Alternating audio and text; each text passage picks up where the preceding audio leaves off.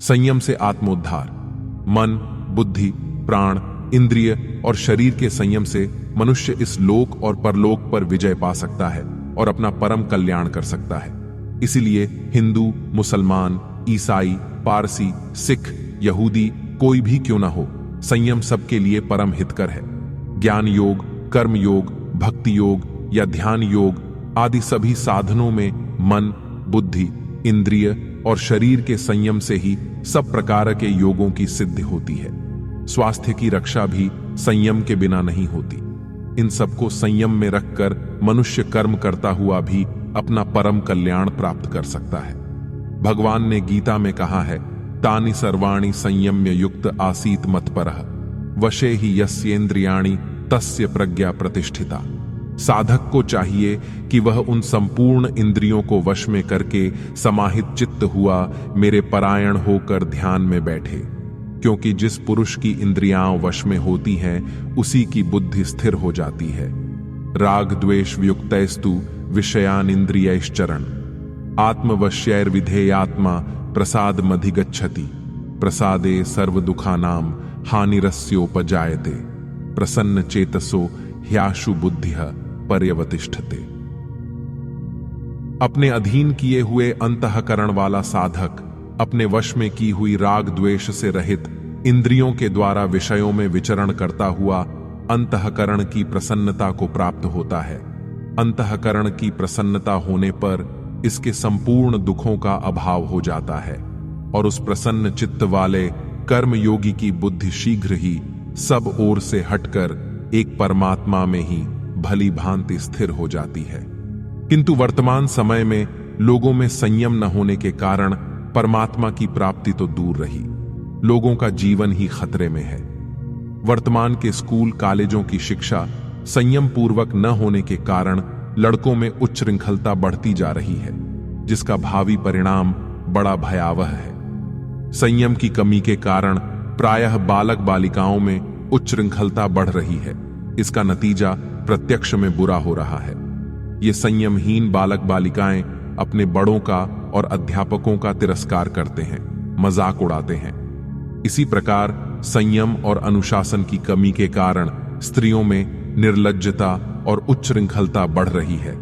वे स्वतंत्रता पूर्वक जिस किसी के भी साथ खेल तमाशा, नाटक, सिनेमा आदि में जाने लगी हैं। सिनेमा के सिवा और भी जहां मन होता है वहां वे बेरोक टोक चली जाती हैं। घर का स्वामी या दूसरा कोई हितैषी रोक टोक करता है तो वे उसका तिरस्कार कर देती हैं। संयम की कमी के कारण पुरुष राज्य, समाज, शास्त्र, धर्म तथा अच्छे लोगों का शासन नहीं मानते।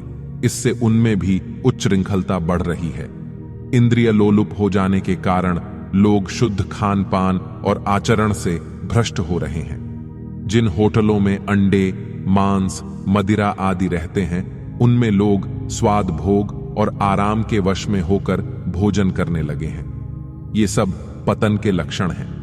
मदिरा, आसव आदि मादक वस्तुओं के सेवन और परस्त्री गमन से बढ़कर और पतन क्या हो सकता है।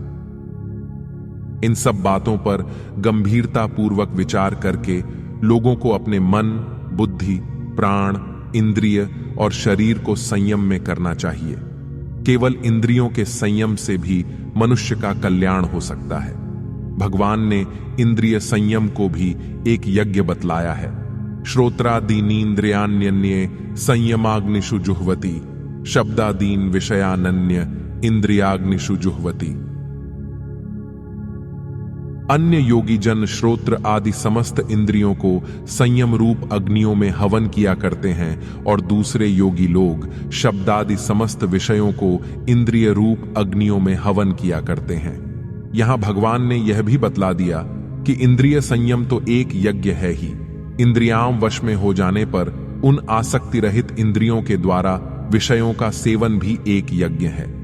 जिस प्रकार केवल इंद्रियों के संयम से या केवल मन के संयम से कल्याण होता है, उसी प्रकार केवल प्राणों के संयम से भी हो जाता है।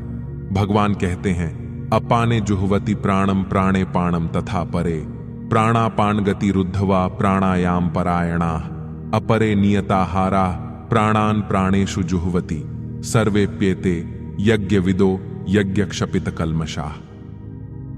दूसरे कितने ही योगी जन अपान वायु में प्राणवायु को हवन करते हैं, वैसे ही अन्य योगी जन प्राणवायु में अपान वायु को हवन करते हैं, तथा अन्य कितने ही नियमित आहार करने वाले प्राणायाम परायण पुरुष प्राण और अपान की गति को रोककर प्राणों को प्राणों में ही हवन किया करते हैं। ये सभी साधक यज्ञों द्वारा पापों का नाश कर देने वाले और यज्ञों को जानने वाले हैं। फिर सब प्रकार के संयम से कल्याण हो जाए, इसमें तो कहना ही क्या है। सर्वाणी इंद्रिय कर्माणि प्राण कर्माणि चापरे आत्म संयम योगाग्नो जुह्वति ज्ञान दीपिते। दूसरे योगी जन इंद्रियों की संपूर्ण क्रियाओं को और प्राणों की समस्त क्रियाओं को ज्ञान से प्रकाशित आत्म संयम योग रूप अग्नि में हवन किया करते हैं। इसी तरह यज्ञ के नाम से अनेक प्रकार के साधन गीता अध्याय 4 श्लोक 24 से 30 तक बतलाए गए हैं। उनमें से भी किसी भी एक साधन को कर लेने पर मनुष्य का निश्चय ही कल्याण हो सकता है। भगवान ने स्वयं कहा है, यज्ञ शिष्टामृत भुजो यान्ति ब्रह्म सनातनम नायम लोकोस्त्य यज्ञस्य कुतोन्यः कुरु सत्तम एवं बहुविधा यज्ञा वितता ब्रह्मणो मुख्य कर्मजान विद्दितान सर्वान एवं ज्ञात्वा विमोक्ष्यसे। हे कुरुश्रेष्ठ अर्जुन, यज्ञ से बचे हुए अमृत का अनुभव करने वाले योगी जन सनातन परब्रह्म परमात्मा को प्राप्त होते हैं, और यज्ञ न करने वाले पुरुष के लिए तो यह मनुष्य लोक भी सुखदायक नहीं है, फिर परलोक कैसे सुखदायक हो सकता है। इसी प्रकार और भी बहुत तरह के यज्ञ वेद की वाणी में विस्तार से कहे गए हैं। उन सबको तू मन, इंद्रिय और शरीर की क्रिया द्वारा संपन्न होने वाले जान। इस प्रकार तत्व से जानकर उनके अनुष्ठान द्वारा तू कर्म बंधन से सर्वथा मुक्त हो जाएगा। जिस मनुष्य के मन, बुद्धि, इंद्रिय, शरीर वश में नहीं है, वह पशु के समान है। मनुष्य योनि के सिवा चाहे देव योनि ही क्यों न हो, अन्य किसी भी योनि में इनका संयम संभव नहीं है। इसलिए मनुष्य को ही कल्याण का अधिकारी माना गया है, अन्य सब तो भोग योनियां हैं। हम लोग मनुष्य योनि में ही हैं, इसलिए हमें मनुष्योचित कर्म करके अपना कल्याण करना चाहिए। पशुओं के समान अपना जीवन नहीं बिताना चाहिए। यदि आहार, निद्रा और मैथुन में ही हम अपना समय बिता रहे हैं, तो फिर पशु में और मनुष्य में अंतर ही क्या रहा। नीति में बतलाया गया है, आहार निद्रा भय मैथुनानि समानि चैतानि नृणाम पशूनाम ज्ञानम नराणाम अधिको विशेषो ज्ञानेन हीनाः पशुभिः समानाः। आहार, निद्रा, भय और मैथुन ये मनुष्यों और पशुओं में एक समान ही हैं। मनुष्यों में केवल विशेषता यही है कि उनमें अपने कर्तव्य का ज्ञान अधिक है, किंतु ज्ञान से शून्य मनुष्य पशुओं के ही तुल्य हैं। यह मनुष्य शरीर आत्मा के उद्धार के लिए मिला है, न कि ऐश आराम और भोग के लिए एवं न स्वर्ग के लिए ही। इस बात को जो मनुष्य ध्यान में नहीं रखता वह मूर्ख है। श्री रामचरितमानस में अपने प्रजाजनों को उपदेश देते हुए भगवान श्री राम कहते हैं, एहि तन कर फल विषय न भाई स्वर्गु स्वल्प अंत दुखदाई नर तनु पाय विषयम मन देहि पलटि सुधा ते सठ बिष लेहि ताहि कबहू भल कही न कोई गूंजा ग्रही परस मणि खोई। संसार के विषय भोगों में सुख है ही नहीं। विषय भोगों की प्राप्ति का साधन धन भी दुख रूप ही है, क्योंकि धन के उपार्जन और संग्रह करने में प्रायः परिश्रम और पाप करना पड़ता है। उस पाप का फल भी इस लोक और परलोक में महान दुखदाई होता है।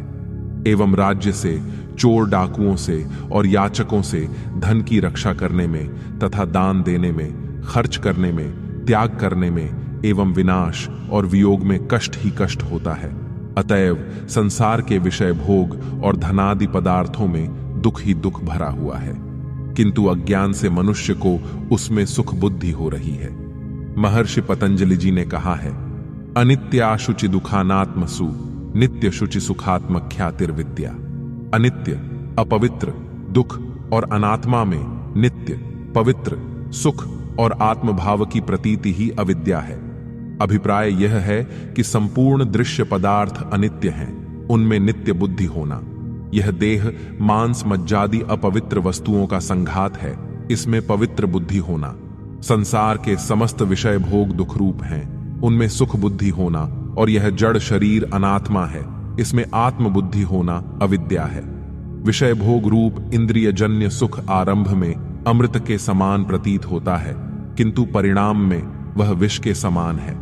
गीता में भगवान ने बतलाया है, विषयेंद्रिय संयोगाद्यत्तदग्रे मृतोपमम परिणामे विषमिव तत्सुखम राजसम स्मृतम। जो सुख विषय और इंद्रियों के संयोग से होता है वह पहले भोग काल में अमृत के तुल्य प्रतीत होने पर भी परिणाम में विष के तुल्य है, इसलिए वह सुख राजस कहा गया है। अतएव कल्याणकामी पुरुषों को विषय भोग सुख से दूर रहना चाहिए, क्योंकि सब अनर्थों का मूल यही है। विषय भोगों में सुख बुद्धि होने से उनमें आसक्ति होती है और आसक्ति होने से ही विषय भोगों की कामना होती है, तथा कामना में विघ्न डालने वाले के प्रति द्वेष, वैर और क्रोध होता है।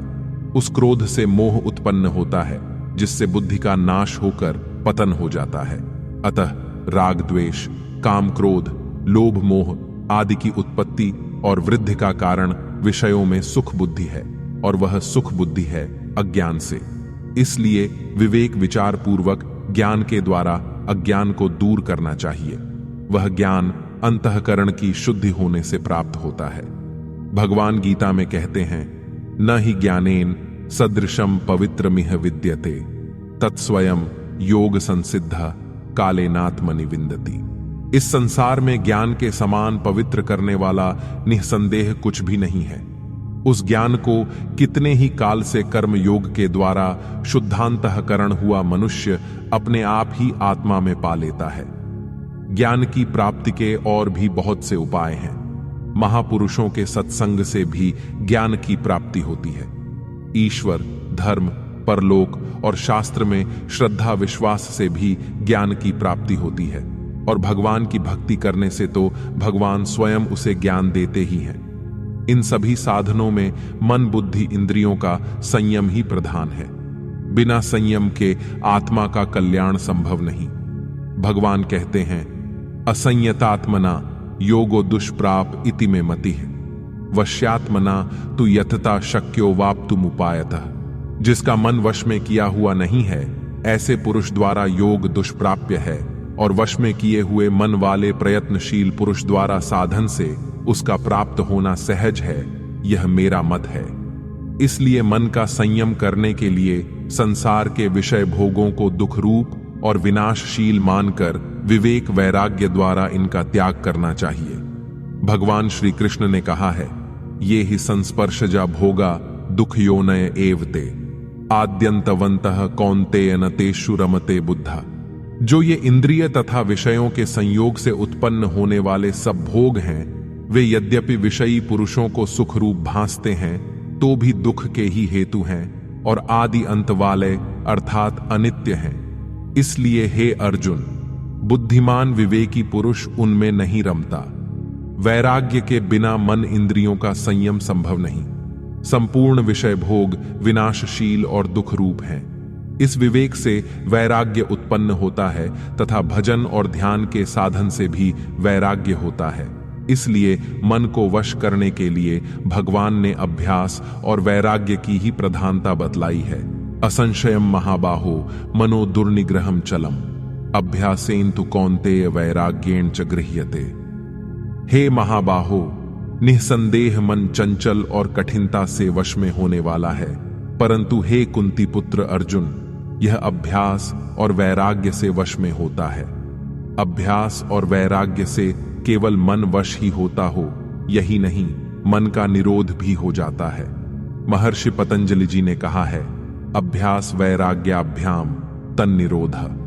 अभ्यास और वैराग्य से चित्त वृत्तियों का निरोध होता है। इससे जब मन का निरोध ही हो जाता है, तब उनसे इंद्रियों का निरोध हो जाए, इसमें तो कहना ही क्या है। अतः इंद्रियों के निरोध का उपाय भी अभ्यास वैराग्य ही है। इसमें बाधक हैं राग द्वेष। राग द्वेष को भगवान ने साधक का शत्रु बतलाया है। ये राग द्वेष ही काम क्रोध के रूप में आकर दुराचार कराते हैं। इन सबके नाश के लिए भगवान ने गीता में पहले इंद्रियों का संयम करने और फिर मन का संयम करके इन कामादि शत्रुओं को मार डालने का आदेश दिया है। तस्मात्त्वमिन्द्रियाण्यादो नियम्य भरतर्षभ पापमानं प्रजहि होणम ज्ञान विज्ञान नाशनम इंद्रियाणि पराण्याहुरिन्द्रियेभ्यः परम मनः मनसस्तु परा बुद्धिर्यो बुद्धेः परतस्तु सः एवं बुद्धेः परम बुद्ध्वा संस्थभ्यात्मानमात्मना जहि शत्रु महाबाहो काम रूपम दुरासदम। इसलिए हे अर्जुन, तू पहले इंद्रियों को वश में करके इस ज्ञान और विज्ञान का नाश करने वाले महान पापी काम को अवश्य ही बलपूर्वक मार डाल, क्योंकि इंद्रियों को स्थूल शरीर से पर यानी श्रेष्ठ, बलवान और सूक्ष्म कहते हैं। इन इंद्रियों से परे मन है, मन से भी परे बुद्धि है, और जो बुद्धि से भी अत्यंत परे है वह आत्मा है।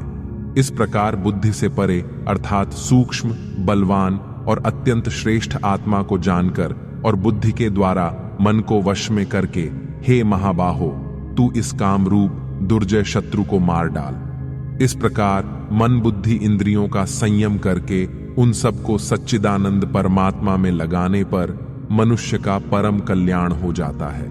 भगवान ने गीता में बतलाया है, तद्बुद्धयस्तदात्मानस्तन निष्ठास्तत्पर आयणा गच्छन्त्य पुनरावृत्तिम ज्ञान निर्धुत कल्मषा।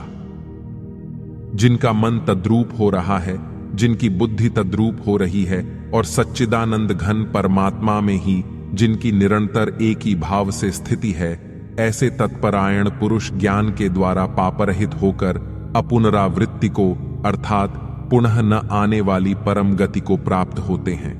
अतः मनुष्य को इसके अनुसार अपना जीवन बनाना चाहिए। ओम शांति विश्वम।